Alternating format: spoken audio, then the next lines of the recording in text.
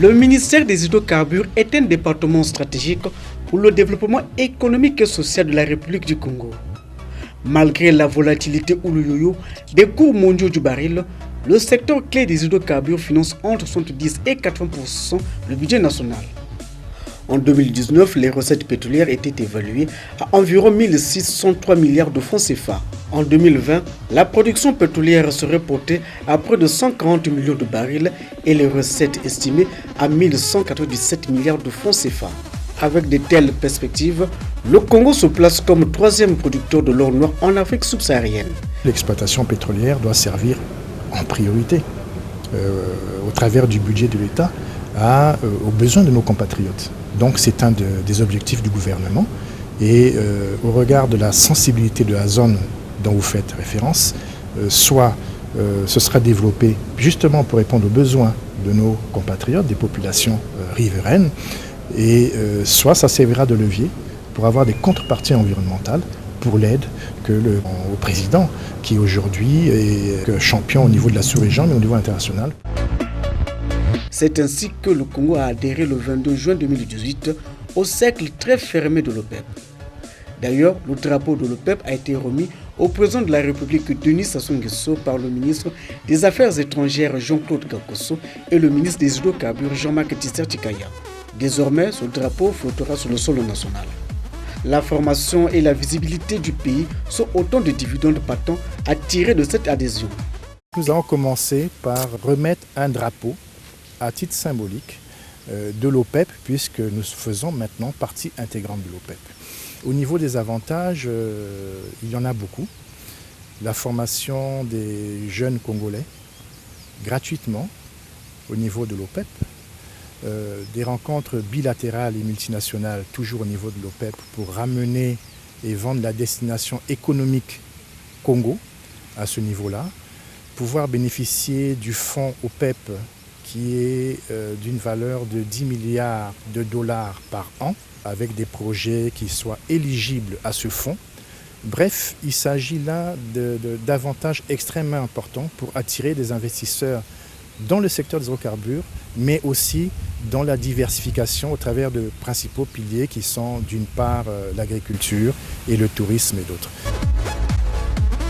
Dans le registre des audiences, l'on peut noter l'offensive diplomatique menée par le gouvernement dans le domaine des hydrocarbures. À ce titre, le chef du département des hydrocarbures a reçu à Brazzaville tour à tour l'ambassadeur de l'Union européenne, Raoul Mateu Paula, et l'ambassadeur de l'Angola, Vicente Mwanda. Toujours au plan de la diplomatie in situ, le siège du ministère des hydrocarbures est resté ouvert aux ambassadeurs d'Italie, de Chine, de Turquie et des USA.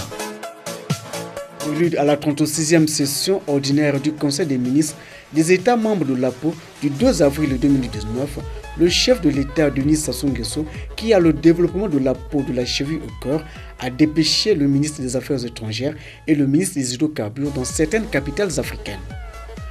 Déroulant cette opération diplomatique, les ministres Jean-Claude Gakosso et Jean-Marc Tshisekedi ont été reçus d'abord à Luanda en Angola par le président de la République angolais João Lourenço, ensuite à Libreville au Gabon par le Premier ministre, puis à Malabo en Guinée équatoriale par le chef de l'État Théodore Obiangema Bazogo. De plus, les deux membres du gouvernement ont pris langue avec le président de la République du Tchad Idriss Déby Itno à N'Djamena au Tchad. La boucle a été bouclée au Nigeria où les deux ministres congolais ont conféré avec le président Muhammadu Buhari. Partout où cette délégation ministérielle est passée, elle a porté le message écrit du président Denis Sassou Nguesso à ses différents homologues. Mais nous avons pu saisir cette opportunité pour transmettre donc les amitiés de la République du Congo, fraternelles de notre pays, et aussi discuter de l'organisation des producteurs de pétrole africains de façon générale. Et une réunion qui se tiendra à Malabo touchera à la réforme de cette organisation. Il était important de porter ces éclairages au président de la République. Ce sont essentiellement les réformes. L'organisation des producteurs de pétrole africains a la vocation et l'ambition de devenir une organisation élitiste, au même titre que l'OPEP. Nous devons nous doter de textes réglementaires, mais aussi de procédures qui permettent aujourd'hui à notre organisation de faire peser la voix de l'Afrique au niveau de la scène internationale. De retour à Brazzaville, Jean-Marc Tissati Kaya a conduit chez le Premier ministre chef du gouvernement, Clément Mwamba, la délégation de ministres et experts de la peau. La vitalisation de cette organisation a figuré en bonne place de cet entretien. Au chapitre de rencontres internationales, le Congo a été très actif. Tenez, comme prévu, le ministre des hydrocarbures Jean-Marc Tissati Kaya a représenté le Congo à la 36e session ordinaire du Conseil des ministres des États membres de la peau organisée à Malabo. Cette session s'est tenue sous l'autorité du président équato-guinéen Théodoro Obiang-Nguema Bazogo. Les participants à ces assises ont insisté sur la mise en œuvre des réformes de l'institution africaine du pétrole. L'une des recommandations phares retenues par le Conseil des ministres est que Brazzaville devrait abriter le premier sommet des chefs d'État et de gouvernement des pays membres de la peau. C'est dans ce cadre que la capitale politique a accueilli la réunion des experts de haut niveau de la peau pour préparer le communiqué final de ce sommet qui est en réalité l'instance suprême de cette organisation. La réunion de ce jour constitue aussi une étape préparatoire importante à ce sommet. Vous avez l'opportunité de proposer à nos chefs d'État et de gouvernement le fruit de vos réflexions qui devrait permettre, après validation par les instances habilitées de notre organisation, de répondre efficacement aux nouvelles exigences de l'industrie pétrolière et gazière mondiale.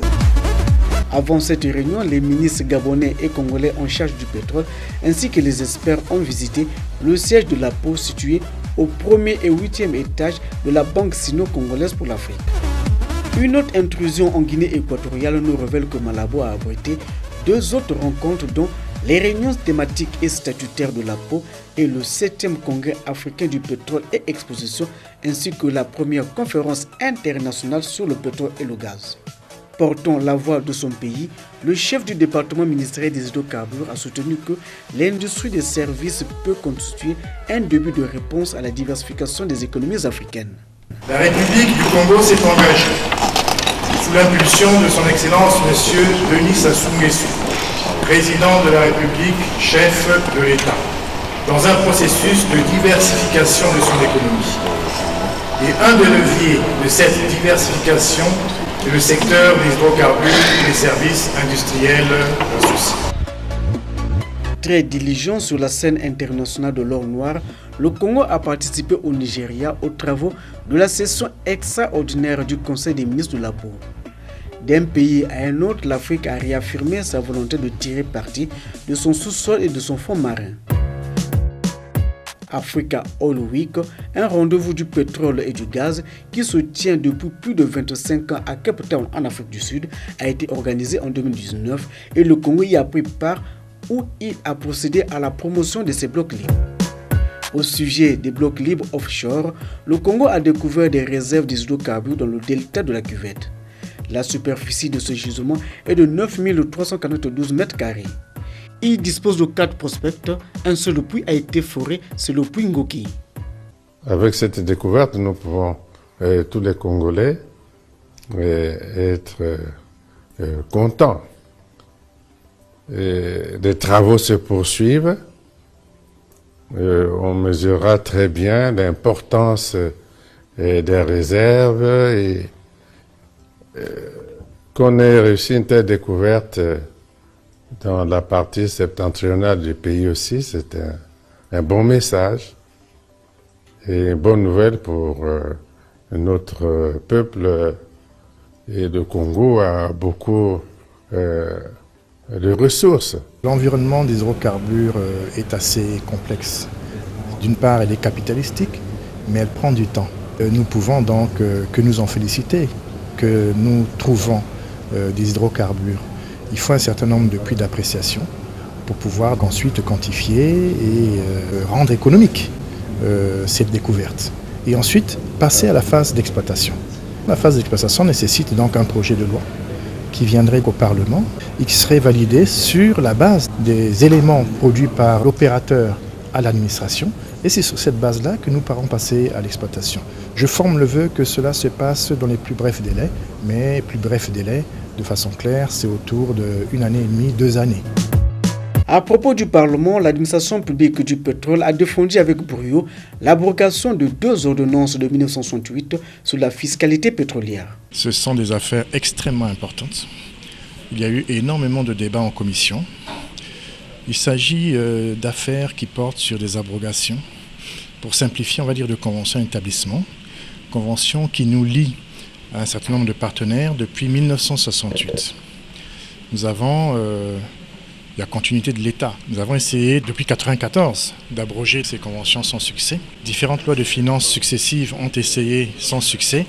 Le Code des hydrocarbures de 2016 a tâché d'abroger sans succès. Et compte tenu des relations que nous avions avec nos partenaires, un peu conflictuelles sur ces dossiers, nous avons préféré avoir 2 lois qui abrogent purement et simplement ces conventions, de façon à partir sur de nouvelles bases. La loi porte pour le présent et l'avenir, elle n'est pas rétroactive. Mais grâce à cela, nous pouvons déjà à minima sur le budget 2020, attendre une augmentation budgétaire minimale de 210 milliards de francs. Sachant que les manques à gagner connus, calculés, audités, aujourd'hui représentent un peu plus de 400 milliards de francs CFA au budget de l'État. Donc vous voyez l'importance que ces 2 projets de loi aujourd'hui, puisque ça vient d'être adopté, c'est extrêmement important pour la République parce que d'une part, ça apportera des ressources au budget de l'État, mais ça permet de rééquilibrer les relations avec les partenaires, ça fait jurisprudence et donc ça ouvre de nouvelles perspectives au secteur des hydrocarbures pour que la République du Congo saisisse ces opportunités de sa production pétrolière, que ça bénéficie à nos compatriotes et que notre code reste attractif et continue à attirer des investisseurs. Comme on dit, gagnant-gagnant, mais relations équilibrées d'abord. Ce sont des lois d'une portée historique et rendez-vous au résultat puisque maintenant il faut les mettre en œuvre. Plusieurs autres affaires ont été débattues au Sénat et à l'Assemblée nationale. Il s'agit entre autres de lois relatives au contrat de partage de production Sunda, Marine 27 et 28, signé entre le Congo, la SNPC, Pelfaco Congo, Africa Oil et Petro Congo. L'année 2019 a également été marquée au Parlement par l'adoption de lois approuvant le contrat de partage de production Mokili Mbembe, signé le 17 juillet 2019 entre le Congo, la SNPC et Total EP Congo. La loi portant approbation du contrat de partage de production Nyanga 2, signé le 17 juillet 2019 entre le Congo, la SNPC et la société Total EP Congo. Certaines de ces affaires ont un impact financier immédiat, comme le paiement des bonus. La soixantaine de millions de dollars attendus sur l'ensemble de tous les textes au budget de l'État, nous nous faisons fort en lien avec le ministère en charge des Finances de recouvrer donc ces sommes avant la fin de l'année. Donc elles pourraient servir au budget, fin de budget 2019. En 2019, le permis d'exploration d'hydrocarbures liquides et gazeux marine 21 a connu son aboutissement avec la signature du contrat de partage de production entre le Congo, la SNPC et Cosmos Energy. En cette année également, le département des hydrocarbures a procédé au lancement des activités de la plateforme pétrolière Nkundi de la SNPC. La production de Nkundi est de 500 barils par jour sur les 8 puits déjà remis sur les 140 puits attendus sur 6 ans. Combattre les pénuries de carburant et veiller à la réglementation de la vente de produits pétroliers, la question a préoccupé le comité technique du secteur des activités pétrolières aval. Le 19 août 2019, ce comité technique a été remis au goût du jour. Parmi les initiatives à mettre à l'actif des actions retenues en 2019, l'on peut citer celle du lancement du système de suivi de paiement des créances de l'État dans le secteur pétrolier. Ce système a été rendu possible grâce au ministère des Finances. Tout comme l'on citera le projet Ammoniac Business, dont le protocole d'accord fut signé par le ministre d'État Gilbert Ondongo, le ministre Jean-Marc Tshisekedi et le directeur de ce projet. Ce projet participe de la politique de valorisation du gaz pour la production des engrais. La lutte contre les antivaleurs fut aussi l'un des axes prioritaires en 2019 dans le domaine pétrolier. C'est ainsi que le département en charge des hydrocarbures a organisé la session du Conseil ministériel de discipline pour connaître des cas de fraude et de corruption qui minent ce secteur et ce, conformément aux prescriptions présidentielles. Comme dans les années antérieures, le ministère des hydrocarbures a régulièrement organisé les 4 réunions trimestrielles de fixation des prix des hydrocarbures produits au Congo. Au titre du changement, l'on retiendra la nomination de Dieudonné Tikaya comme directeur de cabinet du ministre des hydrocarbures. Honorant sa responsabilité sociale et sociétale, l'industrie pétrolière opérant au Congo s'est inscrite dans la vision du gouvernement d'œuvrer pour la résolution des problèmes de communauté nationale. Certaines sociétés se sont illustrées dans certains secteurs clés. Emela EP Congo. Remise officielle du bâtiment de l'école de Ngandambinda dans le district de Komono dans le département du Niari. Le bâtiment, construit en matériaux durables, est équipé en table-banc. AAOGC. Rénovation de l'hôpital de Ngoyo dans la ville de Pointe-Noire. Chevron. Cette société s'est illustrée dans les secteurs éducatifs et socio-sanitaires. Éducation. École primaire de Nanga à Pointe-Noire, 2000 élèves bénéficiaires. En outre, Chevron a fait un don d'équipements en mobilier, aussi bien pour les enfants que pour l'administration de l'école primaire de Nanga. Cette société a également construit et équipé la bibliothèque de cet établissement scolaire et mis en place un comité de gestion de l'école avec le personnel enseignant et les parents d'élèves pour garantir la pérennité de l'œuvre mise à la disposition de l'école primaire de Nanga. Distribution gracieuse de 1000 tables-bancs en bois Kambala à 6 écoles de Pointe-Noire afin d'améliorer les conditions d'apprentissage des élèves. Il s'agit des écoles primaires suivantes: Timbambuka à Ngoyo, 5 février à Lumumba, Conférence nationale à Tietie, 15 août, Kwanga Makoso à Londili, 31 juillet en Vouvu. Atelier de français, de mathématiques et d'initiation à l'informatique au profit de 700 élèves de Pointe-Noire. Organisation de la foire du savoir, dite IAM Science. À cette foire scientifique, 50 projets ont été présentés et 200 élèves participants. Au terme du projet IAM Science, 200 meilleurs élèves ont reçu une récompense et 4 de ces lauréats ont reçu le prix Chevron de l'innovation. Dans ces programmes, Chevron fait la promotion de tout ce qu'on appelle les STEM, donc les sciences, la technologie, l'ingénierie et les mathématiques. J'ai présenté un projet, un sac électrique, qui permettra aux élèves de lire pendant l'obscurité. J'ai fait une bougie à base de graisse d'animaux. Mon projet est de créer des cartes de soins électriques. Remise de matériel de formation à 60 filles vulnérables à Pointe-Noire et Brazzaville dans le cadre du projet d'autonomisation des jeunes filles. Engagement socio-sanitaire. Santé. Participation à l'atteinte de l'objectif zéro paludisme grâce à un don de 600 moustiquaires imprégnés d'insecticides à Diosso et d'un lot de médicaments. Le don de moustiquaires imprégnés et le lot de médicaments serviront également à la prévention et au traitement du chikungunya à Diosso dans le district de Luango dans le département du Kwilu. Au total, 4330 personnes malades du paludisme dans le Kwilu ont été recensées et plus de 1300 cas de chikungunya à Diosso. Avec l'appui de la société Chevron Congo, ce don vient à point nommé pour les malades du village de Diosso, l'épicentre de l'épidémie de chikungunya, avec 2617 cas validés pour tout le département du Kwilu, dont 1306 cas de chikungunya validés pour le village de Diosso. Opération chirurgicale gratuite des fentes labiales et hernies. Au total, 208 transformés grâce à cette œuvre charitable.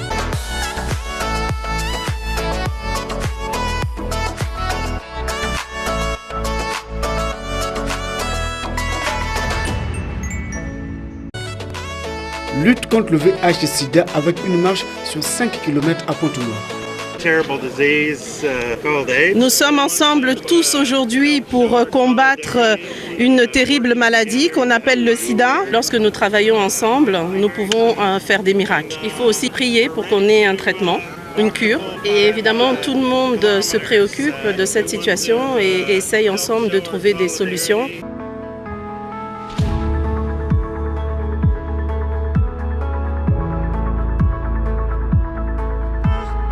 Projet d'autonomisation de 200 femmes vulnérables au VIH/SIDA à Pointe-Noire mené par Chevron avec l'association Tayouwana en Fuchs. Chevron a apporté un appui en matériel de coupe et couture ainsi qu'un don en vivres.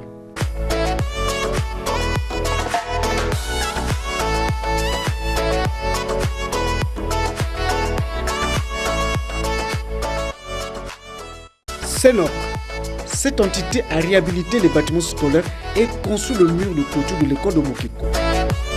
Perenco, construction et rénovation du groupe scolaire Antoine Bantou en Vouvou.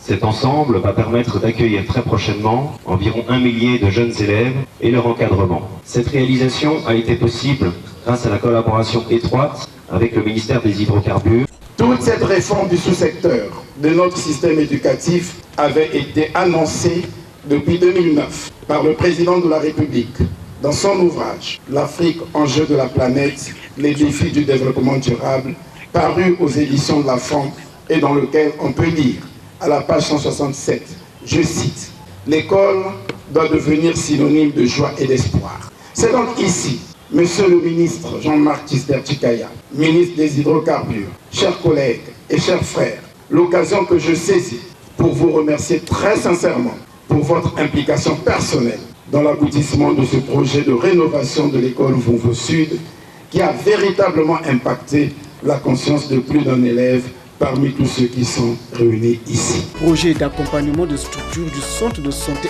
intégré Madeleine Ouissou et de l'école paramédicale Joseph Loukabou. Projet de construction du dispensaire Père Félix Prineti Ambrono à Madibou, Brazzaville. Projet d'appui à l'Institut de formation UCAC IKM. Inauguration du laboratoire instrumentation Yombo Maseka. Projet de construction du poste de santé bienheureuse de la passion de Péké à Ouesso dans le département de la Sanga. Eni Congo, AOGC, Wingwa, SNPC, dont des médicaments au profit des patients de chikungunya dans le département du Kivu. Extension de l'hôpital de référence de Kinkala, dont 2 pavillons pédiatriques et mères et enfants, un service à 2 modules, gynéco-obstétrical et néonatal et des bâtiments annexes. En culture, organisation de la 2e édition du Festival des images de Brazzaville. Un village culturel et touristique communautaire a été créé à l'esplanade du CNR-TV. Environnement, salubrité. Remise des matériels aratoires à la communauté urbaine de Mulunzi dans la Bouenza. Nous avons été mandatés par le directeur général de la société, M. Mexon Raoul Minga, pour remettre ce don à la demande bien sûr de la communauté urbaine de Mouyoni. Donc c'est toujours dans la droite ligne des aides multiformes que la Fondation apporte aux populations et que nous sommes bien présents ici à Mouyoni. Éducation. Remise des kits scolaires à l'école primaire SEG de Biowa ainsi qu'à l'école primaire de Makubi à Sibiti.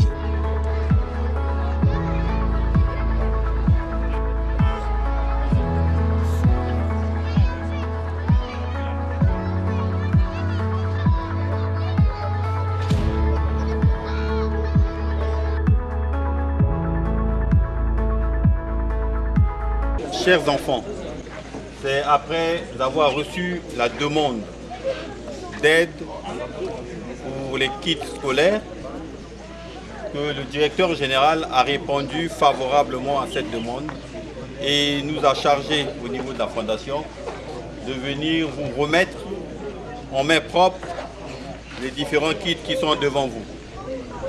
Nous estimons que ces kits vont vous rendre un grand service afin d'améliorer vos résultats et qu'à la fin de l'année 2019-2020, et bien sûr qu'on obtienne de bons résultats pour ceux qui feront le CEP et puis pour ceux qui passeront en classe supérieure. Je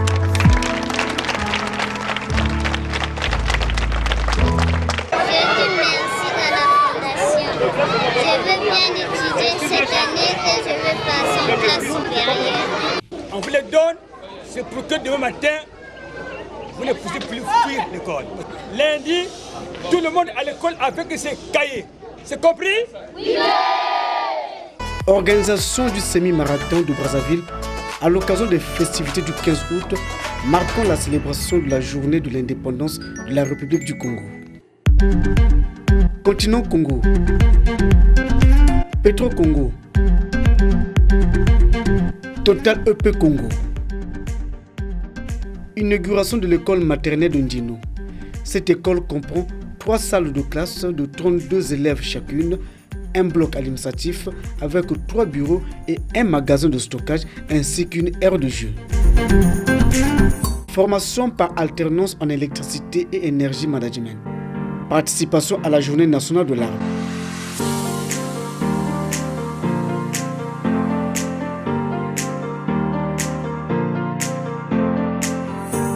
Sensibilisation sur la journée mondiale de l'environnement. Le 29 novembre 2019, lancement officiel à Pointe-Noire de l'incubateur Total Startup Center sous la férule du Premier ministre chef du gouvernement, Clément Mwamba, en présence du ministre des Hydrocarbures Jean-Marc Tissatikaya, du président directeur général du groupe Total EP Congo Patrick Pouyanné et bien d'autres responsables de Total Afrique et Total Congo. L'inauguration du Total Startup Center s'inscrit dans le cadre de la célébration des 50 ans de présence en République du Congo du groupe Total. À l'issue d'un processus rigoureux de sélection, 7 projets des jeunes Congolais ont été retenus. Majoris, dans le domaine agroalimentaire, vise la production et la commercialisation du miel pur bio.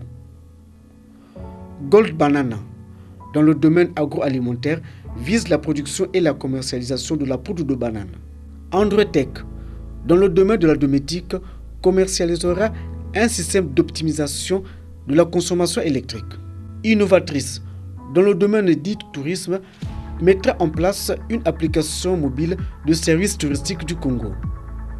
Bridgecar, dans le domaine de l'éthique, mettra en place une application mobile de covoiturage avec un système de paiement intégré. Green Tech Africa, dans le domaine de l'environnement, transforme la jancette d'eau en absorbant d'hydrocarbures. Neutron, dans le domaine de l'agriculture, vise à produire des pompes à eau à usage agricole. Remise d'un échographe à l'hôpital général Adolphe Cissé de Pointe-Noire en vue de renforcer le plateau technique de cette formation sanitaire.